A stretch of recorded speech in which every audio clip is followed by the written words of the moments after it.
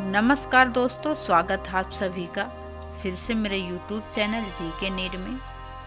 दोस्तों, आज हम बात करेंगे पानीपत के दूसरे युद्ध के बारे में। पानीपत का दूसरा युद्ध कब हुआ और किसके बीच हुआ। तो नए हो तो मेरे चैनल को लाइक और सब्सक्राइब कर लीजिएगा ताकि आप लोगों को ऐसी वीडियो मिलती रहे।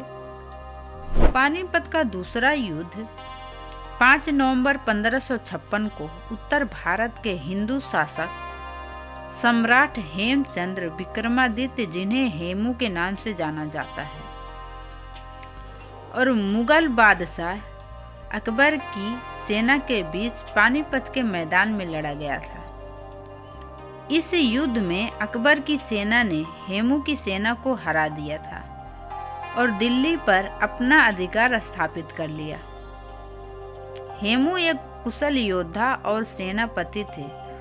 उन्होंने हुमायूं की मृत्यु के बाद उत्तर भारत में अफगानों के विरुद्ध विद्रोह कर दिया था और दिल्ली के सिंहासन पर कब्जा कर लिया था। उन्होंने अकबर की सेना को कई बार हराया था, लेकिन पानीपत की लड़ाई में उन्हें हार का सामना करना पड़ा।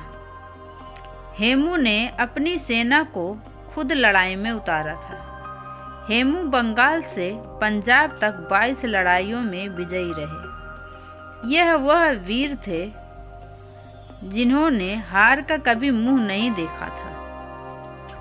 हालांकि इस लड़ाई में हेमू के पास कोई तोपखाना नहीं था।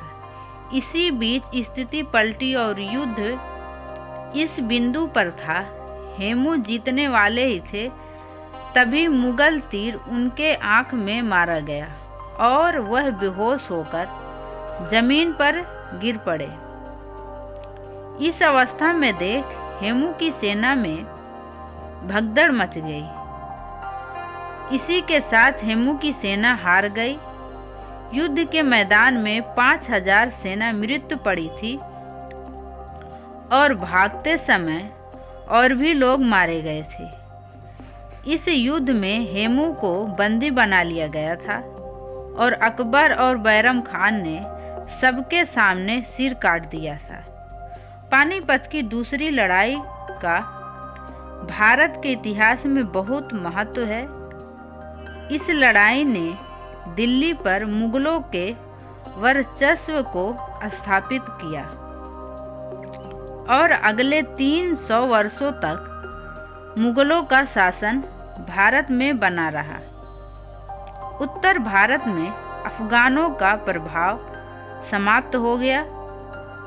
हिंदू शासकों के लिए यह एक बड़ा झटका था। पानीपत की दूसरी लड़ाई एक निर्णायक लड़ाई थी जिसने भारत के इतिहास की दिशा बदल दी।